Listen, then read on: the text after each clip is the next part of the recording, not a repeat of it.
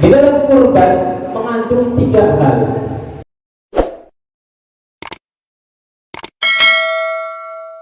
Alhamdulillah, alhamdulillahilladzi arsala rasulahu bil huda wa dinil haqq liyudhhirahu 'ala ad-dini kullih wa kafa billahi shahida. Asyhadu an la ilaha illallah wahdahu la syarika lah wa asyhadu anna Muhammadan 'abduhu wa rasuluh. Allahumma shalli wa sallim ala sayyidina Muhammad wa ala alihi wa sahbihi ajma'in, amma ba'du. Faya ayyuhal muslimun, usikum wa nafsi bitaqwallah, faqad fazal muttaqun. Qala Allah ta'ala fi kitabihil karim, a'udzu billahi minasy syaithanir rajim. Bismillahirrahmanirrahim. Inna a'tainakal kautsar fashalli li rabbika wanhar. Inna syani'aka huwal abtar. Sadaqallahul azim. Ma'asyiral muslimin rahimakumullah. Alhamdulillah, Allah masih memperkenankan kita untuk kembali ke dalam masjid ini, untuk kembali bertakarub, mendekatkan diri kepada Allah Subhanahu wa ta'ala. Alhamdulillah, Allah masih berikan kita umur panjang, kesehatan, dan hal-hal lain yang dapat memacu kita untuk datang ke masjid ini. Maka nikmat Allah itu marilah kita gunakan untuk senantiasa mendekatkan diri kepada Allah Subhanahu wa ta'ala. Dan mudah-mudahan kita menjadi orang-orang yang bertakwa. Khatib secara pribadi mengingatkan, khususnya untuk khatib sendiri dan para sidang Jumat sekalian, marilah kita jangan sampai bosan untuk meningkatkan takwa kepada Allah Subhanahu wa ta'ala dengan sebenar-benarnya takwa. Salawat dan salam semoga senantiasa tercurahkan kepada Nabi Yunus, Nabi besar, Nabi Muhammad sallallahu alaihi wasallam, dengan lafaz Allahumma salli ala sayyidina Muhammad wa ala ali sayyidina Muhammad. Dan mudah-mudahan salawat itu dapat mengantarkan kita kepada pertolongan atau syafaat dari beliau sallallahu alaihi wasallam. Sebab di yaumil akhir nanti hanya beliau Al-Quran yang dapat memberi syafaat kepada kita untuk menyelamatkan kita dari azab Allah yang maha besar. Ma'asyiral muslimin rahimakumullah. Allah Subhanahu wa ta'ala berfirman di dalam Quran surat Al-Kautsar ayat 2. A'udzu billahi minasyaitonir rajim. Bismillahirrahmanirrahim. Fashalli li rabbika wanhar. Dan dirikanlah salat karena Tuhanmu dan berkurbanlah.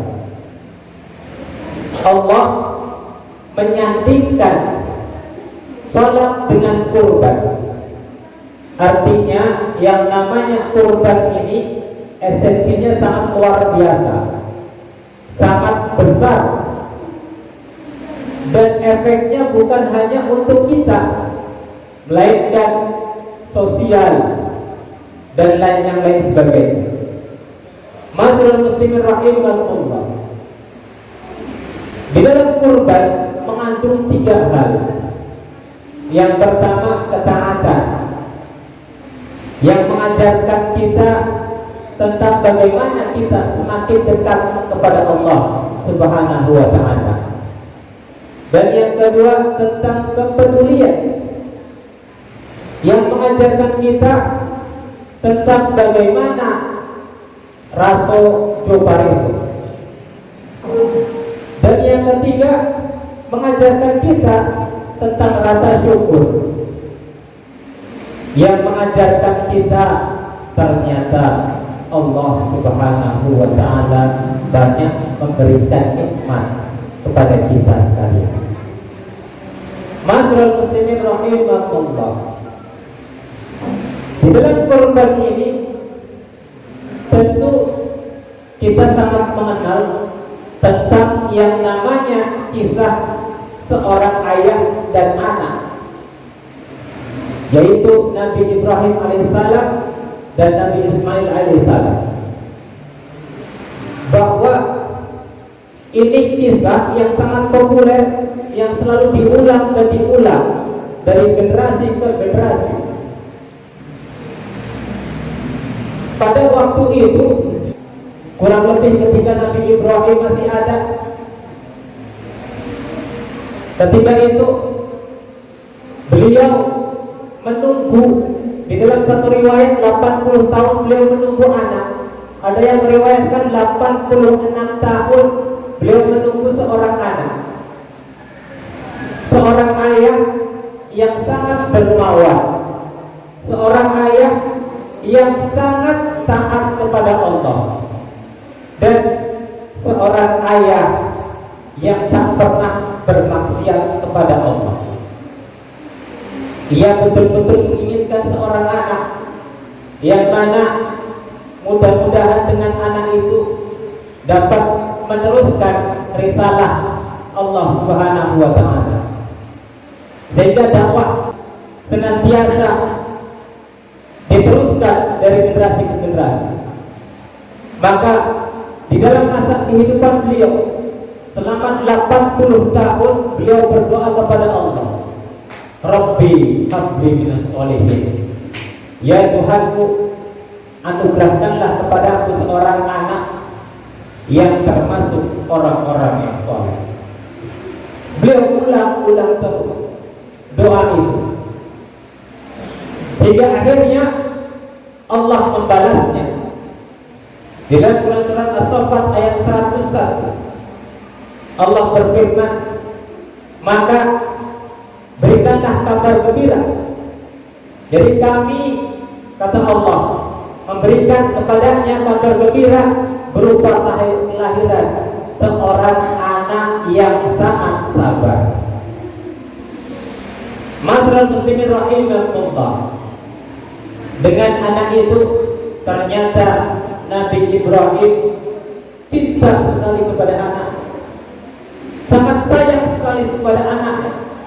Bahkan ketika anak itu sudah beranjak remaja, beliau ajak untuk berdagang, beliau ajak untuk berdakwah. Bahkan kisah yang sangat populer, beliau ajak anaknya untuk merenovasi Ka'bah yang saat itu sangat tidak layak. Maka disitulah semakin tumbuh cinta ayah tersebut kepada seorang anak itu. Maka kecintaan inilah yang menjadikan Allah Subhanahu wa ta'ala menguji Nabi Ibrahim melalui mimpi. Dan ketika itu, ketika datang mimpi itu,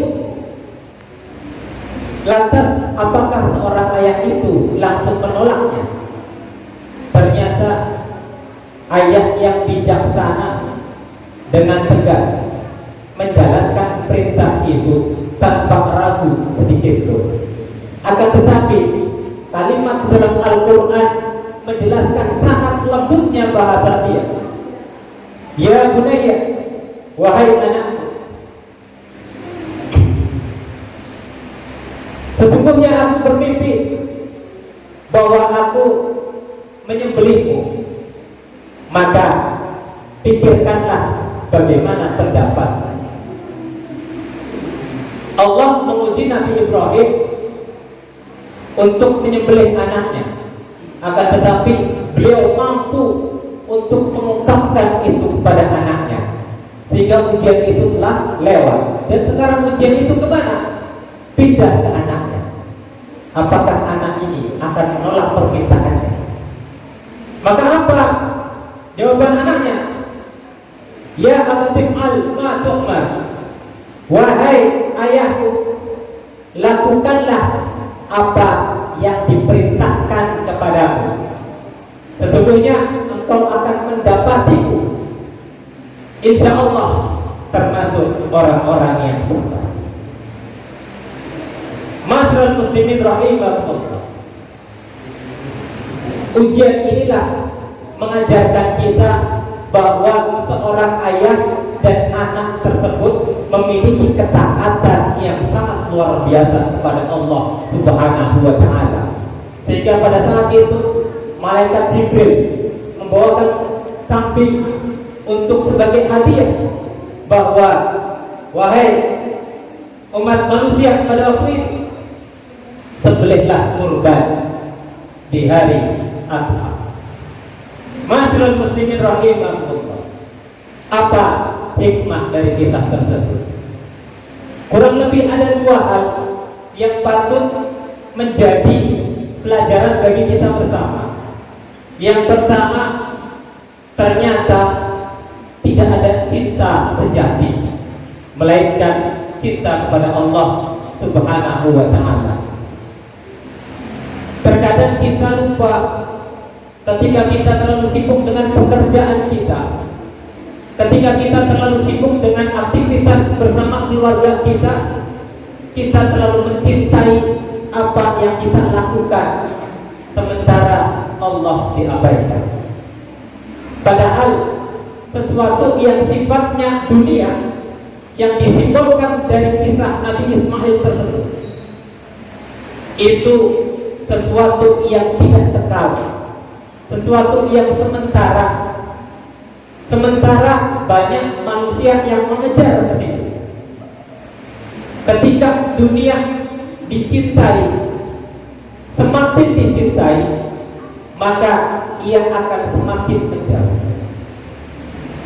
Ketika dunia semakin dicari dengan serius tanpa beribadah kepada Allah Subhanahu wa ta'ala, maka semakin kita tidak akan mendapatkan kecukupan. Bahkan semakin dunia kita tunggu datangnya, maka ia tidak akan pernah datang, melainkan hanya angan-angan saja yang menjadi nabi dalam pikiran kita. Masyarul muslimin rahimakumullah. Sementara ada cinta yang sejati, cinta yang senantiasa menunggu kita. Bahkan dalam hadis qudsi Allah berfirman, barang siapa yang mendekat kepadaku satu jengkal, maka aku akan mendekat kepadanya satu hasta. Barang siapa yang mendekat kepadaku satu hasta, maka aku akan mendekat kepadanya satu depak. Barang siapa yang mendekat kepadaku dengan cara berjalan, maka aku akan mendekat kepadanya dengan cara berlari. Sesungguhnya Allah tidak pernah meninggalkan kita, bahkan Allah tidak pernah mengecewakan kita. Tapi bagaimana kita akan melakukan pendekatan kepada Allah Subhanahu wa ta'ala? Sesuatu yang kekal, sesuatu yang abadi, sementara yang ada di sekeliling kita adalah sesuatu yang semu, yang sewaktu-waktu akan diambil oleh Allah Subhanahu wa ta'ala. Yang kedua, pelajaran penting dari kisah tersebut adalah pentingnya kita menjaga ketakwaan. Hewan kurban hanyalah sebuah simbol.